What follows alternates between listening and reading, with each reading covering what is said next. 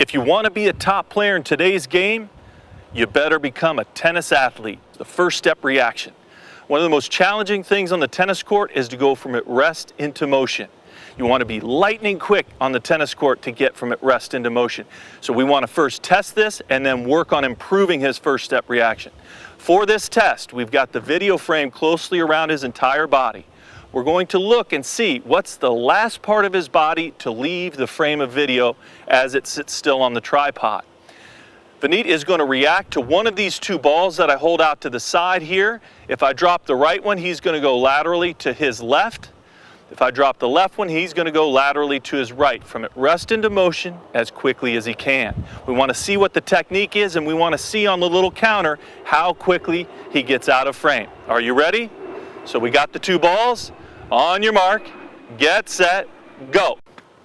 Now, what you'll notice there is his footwork was very close together and his center of gravity, or his hips, were very high up off the ground.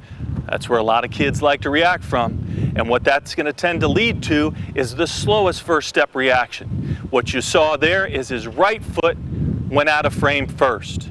That should actually be the last thing that leaves the frame. That's the technique we're looking for. And we're going to prove to him it's faster by comparing the times between the incorrect technique and the faster technique. Let's do it again. This time, I'm going to put him in a better athletic foundation to make him sharper on that first step reaction. Broaden the base out, got him down already. And now let's see if that right foot is the last thing to leave the frame. On your mark, get set, and go. And there it was. So you could see the right foot will be the last thing to leave the frame. For those players who are a little slower getting started off first step reaction, the right foot would tend to be the first thing out of frame. So in doing this drill, you want a true reaction. You can go right, left, alternate it so the players don't know exactly what direction they're going to have to move, and you'll get a truer evaluation of what their first step reaction is really all about.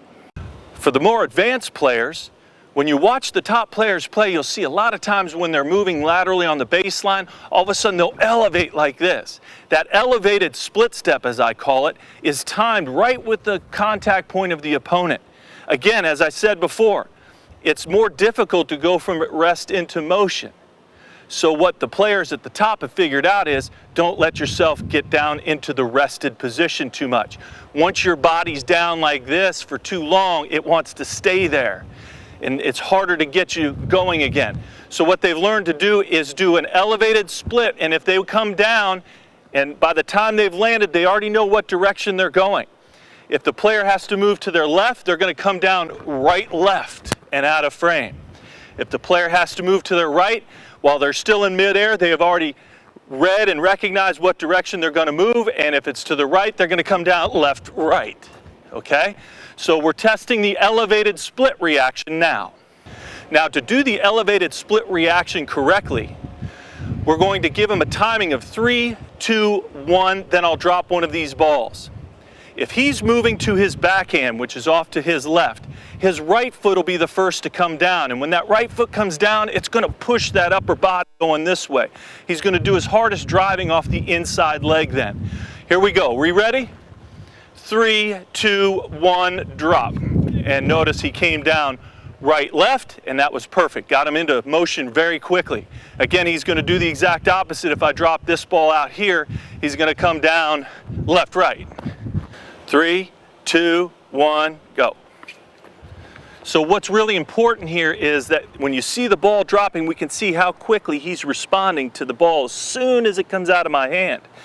One of the areas where you can lose a lot of time, even if you're very quick, is to be slow to react to the gun. Imagine a very slow race with 5 sprinters only running 10 feet, which is about the distance we have to run most of the time to get to tennis balls.